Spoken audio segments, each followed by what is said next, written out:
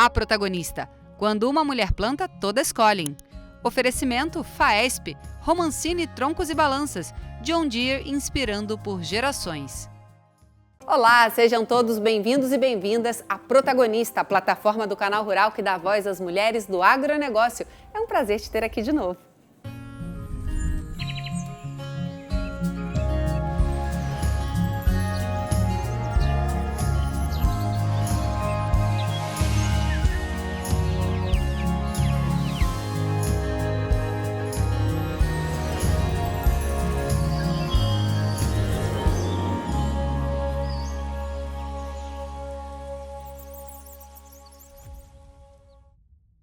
Quando falamos em produção de proteína animal, especialmente de aves e suínos, você já parou para pensar que da gestão das granjas até o processamento e distribuição, a atenção ao bem-estar animal e a eficiência dos processos são influenciados pelas experiências e pelas escolhas humanas? Diante dessa constatação, como tomar decisões mais assertivas e humanas no seu negócio? Para conversar com a gente sobre esse assunto, a nossa convidada de hoje é a médica veterinária especialista em animais monogástricos, Andréia Silvestrin. Antes do nosso bate-papo, vamos conhecer um pouquinho mais sobre ela?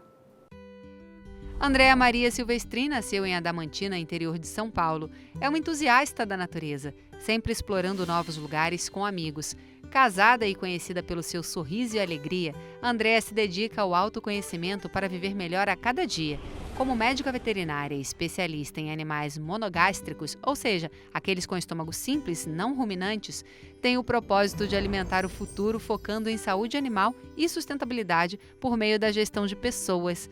Para ela, ser protagonista é assumir a responsabilidade pelas próprias ações e controlar o rumo da própria vida, algo que acredita fazer desde o nascimento. Obrigada, André, pela sua participação aqui com a gente. Eu que agradeço.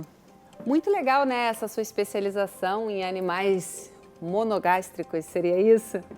Na verdade, monogástricos está na cadeia de aves e suínos, né, que trabalham. Muito legal. E me fala um pouquinho como é que você veio parar nesse setor, né? O porquê fazer essa especialização, por que se dedicar ao agronegócio? Olha, há 30 anos atrás, quando assim, bem informada, eu fui trabalhar no Mato Grosso do Sul e eu sempre trabalhei com ruminantes. E assim eu fui fazer o meu trabalho lá e me deparei com um mercado ainda muito machista, muito desafiador. E eu falei, o que eu faço da minha vida? Então logo eu vim a São Paulo, aqui na USP, fazer um curso e observei uma mulher fazendo uma palestra.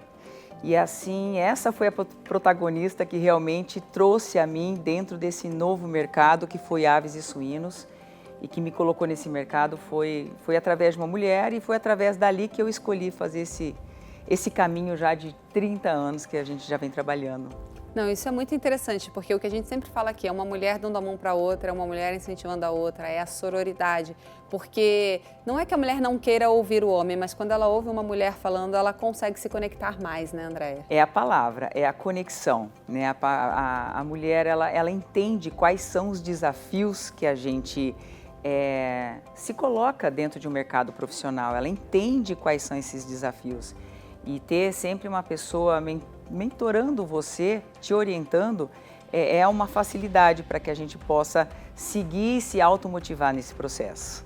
E quando a gente fala desse setor de aves e suínos, né, como é que as decisões humanas impactam nesse setor? Olha, falar de decisão humana é a minha paixão. E nós, mulheres, principalmente, nós precisamos buscar muito conhecimento, autoconhecimento, nós precisamos estudar e aproveitar o nosso sexto sentido, a nossa intuição, o nosso lado materno, para que a gente consiga, sim, envolver dentro de um processo comunitário, né, envolver um processo humano. Quando a gente trabalha com animais, a gente não trabalha só com eles, nós precisamos trabalhar com outras pessoas que faz o resultado desses animais ser o melhor possível. Isso é muito importante. E de que maneira essa experiência e o conhecimento dos trabalhadores influenciam nessa produção, né? Um trabalhador que hoje se sente bem neste lugar, né? Que tem todo esse olhar, e a gente sabe que o olhar feminino é muito 360, então a mulher vai se dedicar em colocar até aquela florzinha na casa do funcionário, que o homem não é que ele não trate bem, ele trata tão bem, mas os detalhes, né? Eu acho que a mulher tem mais esses detalhes, o cuidado, como a gente sempre fala, a mulher veio para ser mãe, então ela já tem o cuidado, né, nesse DNA. Sim, sim. É importante considerar que nós mulheres estamos no mercado ainda tradicionalmente masculino. Então, quando a gente demonstra nossos detalhes, né, a nossa proposta desse trabalho, às vezes a gente precisa também fazer essa melhor conexão de uma comunicação para com os homens, para que eles entendam que todos nós somos ali pessoas para fazer o melhor. Então, nós não somos especiais. Nós vamos lá com determinação, com resiliência, com cuidado, com mais observação, para que realmente a gente conquiste aquele espaço e façamos, geralmente, até resultados melhores, né? Mas isso é uma luta, sim, constante diante de um mercado ainda de um preconceito ou uma entrada de gêneros diferentes, né? Então, nós mulheres, por exemplo, dentro da empresa a qual eu trabalho, nós participamos de um programa de diversidades, de inclusão, de consciência, para que realmente nós, como mulheres, podemos mostrar ao homem de que somos todos iguais, mas que cada um pode potencializar o seu lado. Agora, para finalizar, a gente tem aqui uma nuvem de palavras. Eu gostaria que você escolhesse uma e deixasse um recadinho aqui com toda essa sua experiência, né, dentro desse setor de ser mulher. O que hoje as mulheres precisam ouvir de você? Olha, nós mulheres precisamos ser verdadeiras com a gente mesmo e precisamos ter alegria, acreditar o potencial que nós temos é enorme, então nós temos aí uma imensidão de oportunidades, então nós precisamos trabalhar com entusiasmo e alegria. E o seu livro, me conta um pouquinho sobre, eu já estou aqui querendo saber, porque Mulheres Extraordinárias é um título incrível. Sensacional, eu tenho que mostrar para vocês, esse é um projeto que eu trabalho desde 2019 e é um movimento de mulheres a qual cada uma fala dos seus desafios e das suas lutas e como isso é superado. Tá ótimo. Obrigada pela sua participação. Já quero ler o livro e conhecer essas histórias de tantas mulheres. Eu que te agradeço. E esse livro é todo seu. Obrigada. E no próximo bloco vamos falar de pecuária. Você não pode perder, não saia daí.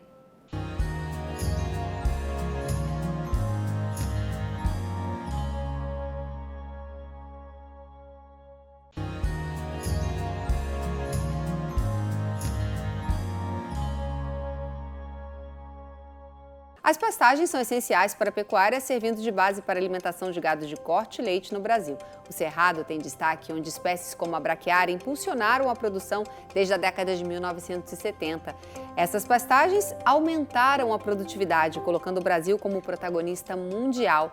Preservar e manejar essas áreas é importante para manter a sustentabilidade do setor. Mas o que fazer quando as pastagens estão degradadas? E para conversar com a gente sobre esse assunto, a nossa convidada de hoje é a engenheira florestal Thaís Lopes. Mas antes, vamos conhecer um pouquinho mais sobre ela? Thaís Lopes, natural de Votorantim, São Paulo, é engenheira florestal e hoje atua como gerente de marketing de campo na linha de pastagens da Corteva AgriScience. Superou desafios significativos no agronegócio, enfrentando barreiras de gênero e quase desistindo da carreira. Com determinação, conquistou respeito e liderança, inspirando outros a partir da sua própria experiência. Motivada por fazer a diferença e influenciar positivamente, Thaís acredita que a coragem e o aprendizado contínuo são fundamentais para viver plenamente o seu propósito. Obrigada, Thaís, pela sua presença aqui com a gente. Eu que agradeço, Jaqueline. O convite é uma honra estar aqui hoje, né, representando todas as mulheres do agronegócio. Não, e é muito legal ver também uma mulher, né, quando a gente fala de temas tão específicos, né? A gente sabe que a mulher ainda tem um número de mulheres pequeno no nosso setor e quando eles identificam esses lugares onde ainda existe muito crescimento e principalmente para o feminino, como você foi parar no agro nesse setor de pastagens? Tá. Bom, como engenheira florestal, iniciei minha carreira, né, voltada a reflorestamento. No início foi muito difícil ingressar no mercado de trabalho, justamente pela barreira de ser mulher. Tinham pouquíssimas mulheres na área e então eu comecei dando aulas, dei aula de silvicultura para o curso de agronomia, depois dei aula de matemática em escola pública estadual no estado de São Paulo. Na sequência tive a oportunidade de trabalhar no projeto de inovação no Sebrae e aí alguém, né, olhou para mim com carinho e me deu a oportunidade de entrar na área do agronegócio voltada a inseticidas em reflorestamentos. Trabalhei por muitos anos nessa área, depois migrei para o herbicida já na Corteva, na área comercial, né, e desde o ano passado venho atuando na área de pastagem como gerente de marketing de campo, né, que sempre foi algo que também me brilhou os olhos, mesmo não sendo agrônoma, né, eu sempre tive essa curiosidade em outras culturas e outras áreas, principalmente pelas possibilidades, né, de integração dessas áreas, pastagem, floresta e agricultura. A integração lavoura-pecuária é incrível como tem mudado já a cara do Brasil, né, e que o Brasil tem se desempenhado um ótimo papel nesse setor. Quando você fala das pastagens, né, a gente sabe que o governo federal agora tem um projeto gigantesco para falar sobre pastagens degradadas.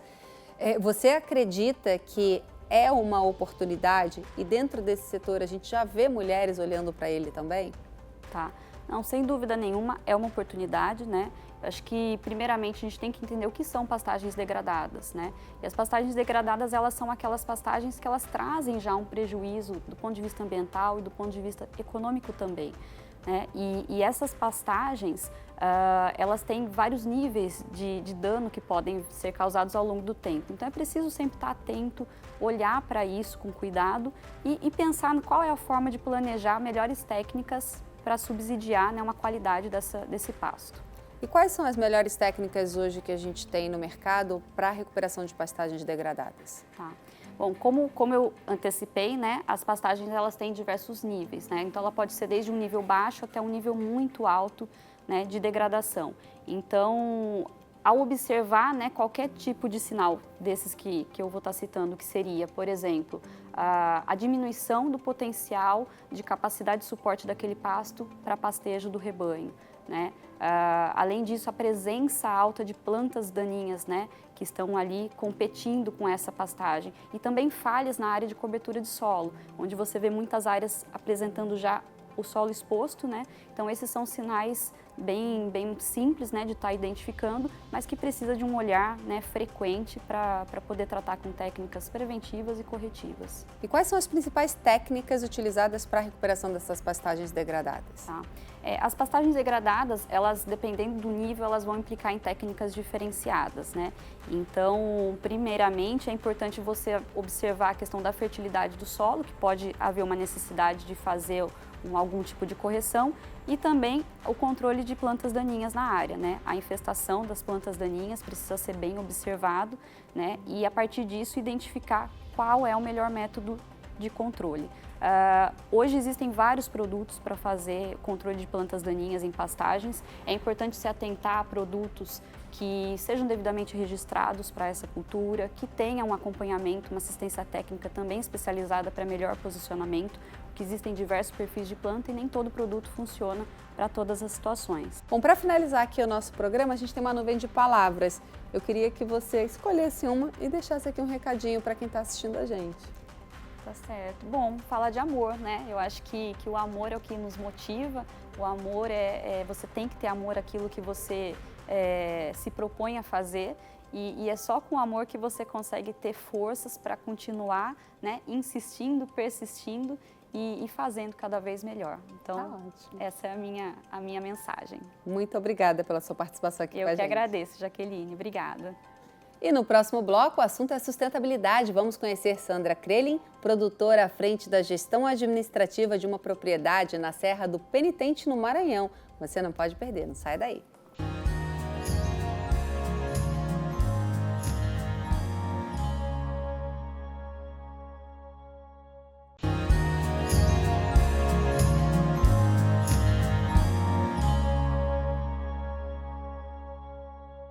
A soja é uma das principais commodities do Brasil, com grande impacto no PIB e na geração de empregos. Cultivada inicialmente no Rio Grande do Sul no início do século XX, a produção comercial ganhou força com a Revolução Verde.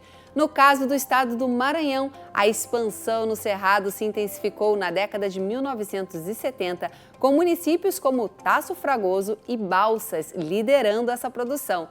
Nos anos 90, novas cidades também ganharam destaque, mas os desafios de produzir soja no Cerrado Maranhense são muitos. E para contar os relatos dessa produção, a nossa convidada de hoje é a Sandra Krelin. Mas antes desse bate-papo, vamos conhecer um pouquinho mais sobre ela? Sandra Krelin nasceu em Lajeado, Rio Grande do Sul. É produtora rural e sócia proprietária da Fazenda Temerante, localizada na Serra do Penitente, no estado do Maranhão. Há 25 anos, lidera a administração e gestão financeira da propriedade ao lado do seu marido. Sua governança fez da fazenda uma referência nacional em práticas conservacionistas. Coautora da plataforma Mulheres Agro Douro, Sandra promove a inclusão das mulheres no agro e atua como conselheira fiscal da FAPSEM. Ela contribui para o desenvolvimento do setor e a realização do Agrobalsas, o maior evento agropecuário do estado. Seu principal hobby é embelezar a sua fazenda com a plantação de árvores e flores. Obrigada, Sandra, pela sua participação aqui com a gente. É um prazer participar do programa. Bom, vocês têm um desafio enorme lá, né? Eu tive o prazer de conhecer Balsas, de conhecer a Agrobalsas também, que é esse evento que movimenta tanto lá, um grupo de mulheres que vocês também têm. Como é que foi você chegar neste lugar no agro e resolver, né, optar pela plantação de soja? Bom, eu vou começar do início, Claro. então, né? Faz 25 anos que a gente saiu do nosso estado, né? E fomos para um estado completamente diferente, costumes, climas, né? Então os desafios foram muitos, né? Eu, particularmente, nunca tinha trabalhado com agro. Meu marido é agrônomo, né?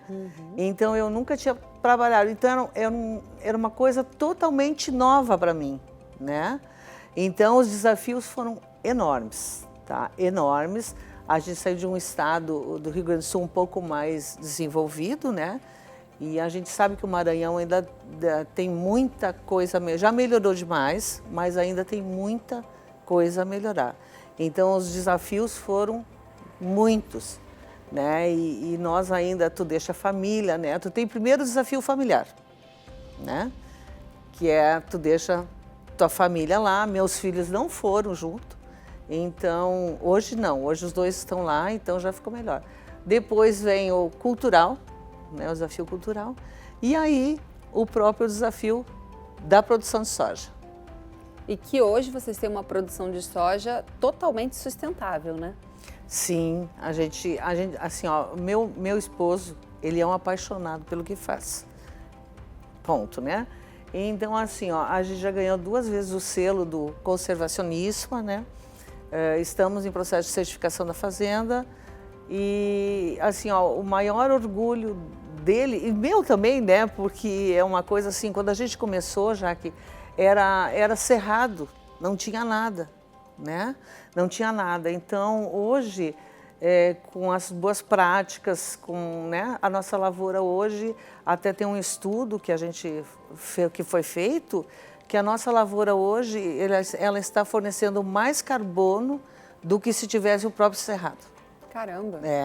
Então, assim, a gente encontra minhoca, né, na lavoura, que é uma coisa muito... E é o nosso orgulho, né? Eu acho que essas boas práticas, né, isso é tudo. E como é que vocês trabalham também com essas comunidades que vivem ali no entorno? Esse é outro problema, né, que a gente sabe que o Maranhão ainda é um IDH muito baixo, né? Então a gente tem as comunidades ali que a gente ajuda, né? Ajuda ou com um pouco de produto que a gente produz, ajuda no sentido de assim, ó, se eles precisarem de médico, saúde, né? A gente pagou por 15 anos e 7 meses uma professora lá para ensinar as crianças a ler e escrever, né? Hoje não tem mais criança, então, assim, ó, eu acho que o Maranhão, ele não tem nenhuma indústria, né? Nenhuma indústria. Então, ele é essencialmente agrícola, né? Então, assim, ó, o agro hoje mudou a história. Bom, para finalizar aqui, a gente tem uma nuvem de palavras. Eu gostaria que você escolhesse uma palavra e deixasse aqui um recadinho para quem está assistindo a gente. Desafio, superação. Quantas palavras? Uma e deixar um recadinho para quem está assistindo a gente. Então eu fico com o desafio desafio, né? Porque assim, ó, para quem sai de um estado, né, e vai para outro estado um pouco menos desenvolvido, com muito problema ainda, nós temos problemas de logística, esses problemas ainda continuam, né? Então assim, ó, o desafio, né? Desafio, coragem, a gente tem que ter muita resiliência, paciência, né? Mas já mudou muito. Por isso que as minhas expectativas são as melhores possíveis. Muito legal. Obrigada pela sua participação aqui com a gente, viu? Obrigada a você. Bom, e no próximo bloco vamos conhecer mais uma integrante da Comissão Semeadoras do Agro. Você não pode perder, não saia daí.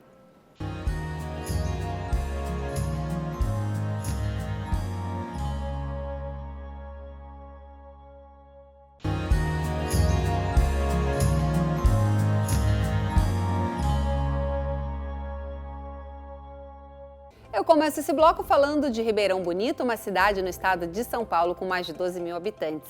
A economia local é principalmente baseada na agropecuária, com destaque para a cana-de-açúcar e a criação de bovinos, suínos e aves. A cidade também se destaca pela produção de café, além de cereais, algodão e laranja, uma região que respira agro, não é mesmo?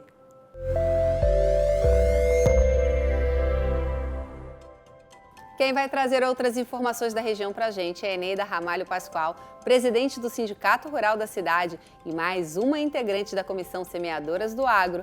Antes da entrevista, vamos conhecer um pouquinho mais sobre ela. Eneida Ramalho Pascoal nasceu em Bebedouro, interior de São Paulo. Após estudar gestão empresarial, dedicou-se à agricultura e em 1998 fez história ao se tornar a primeira mulher eleita para presidir um sindicato rural no estado de São Paulo. Desde então, lidera o Sindicato Rural de Ribeirão Bonito.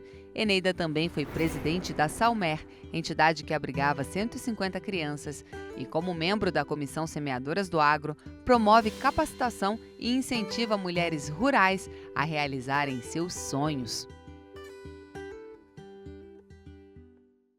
Eneida, muito obrigada pela sua participação aqui com a gente. É um prazer, né? Estar recebendo todas as semeadoras do agro aqui com a gente, mulheres de fibra que começaram nesse setor. Você há muitos anos já à frente do agronegócio, né, Eneida? Eu estou desde 1998. Caramba, como é que foi, né, esse início, Eneida? Como é que foi entrar para o agro, né? Se a gente reclama hoje que ainda não tem espaço, imagina lá atrás, né? Não, foi tudo assim por necessidade mesmo, né? Casei com um fazendeiro, depois me separei e aí eu tive que tocar a minha parte dos negócios com 5 filhos, então eu comecei na luta e foi assim, eu tirei leite mais de 10 anos, mas tive uma vida muito tumultuada, sabe? Muito difícil. Foi aprendendo na prática. Na prática, e sempre assim, caindo e levantando, caindo e levantando. Aí, nessas indas e vindas, eu fui comecei como presidente do sindicato. Aí a vida passou a ser mais prazerosa na parte rural por causa da convivência, né, com os outros presidentes. Então, eu fui a primeira mulher, né, e eles me tratavam muito bem, o Dr. Fábio sempre me prestigiando. Então, hoje eu estou na chapa, né, na diretoria com o Tirso, eu sou vice-presidente da FAESP. E a senhora sabe que a senhora aqui representa muitas mulheres, né? Que como a senhora também tiveram que dar conta de uma família sozinhas, muitas numa produção rural ainda com pouco apoio, né? Eu acho que hoje a gente vê mais cursos profissionalizantes, mais mulheres nesse lugar que trazem essa sororidade, é exatamente isso que as semeadoras faz, né? Mas a senhora estar aqui hoje, a senhora representa muitas mulheres. É, uma época muito difícil, né? Eu peguei uma época que o banco você precisava de um fiador e não existia mulheres.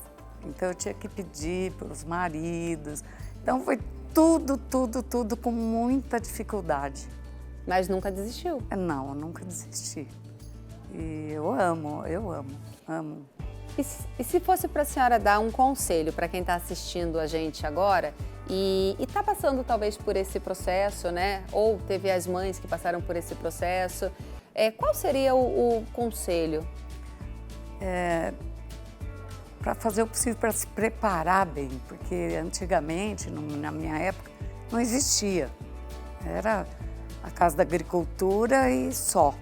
Hoje não, né? O Senar hoje prepara a gente.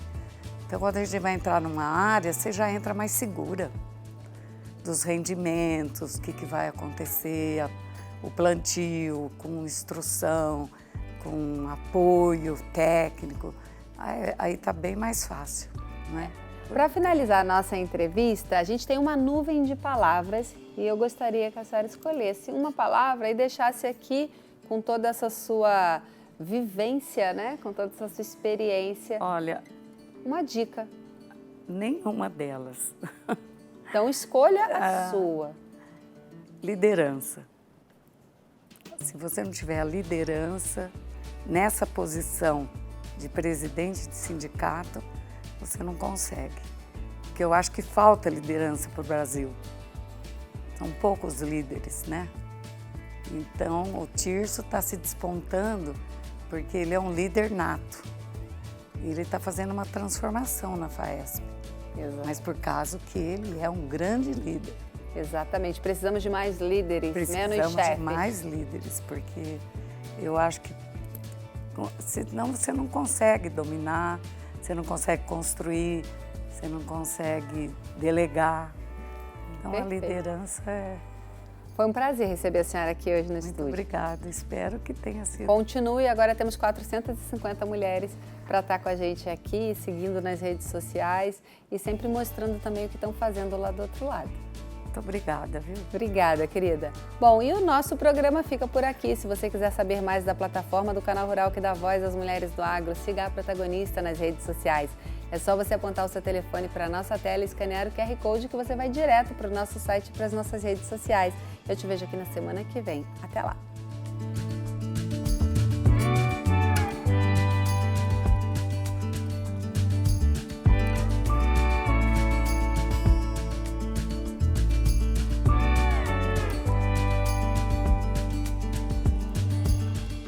A protagonista. Quando uma mulher planta, todas colhem. Oferecimento FAESP, Romancini Troncos e Balanças, John Deere inspirando por gerações.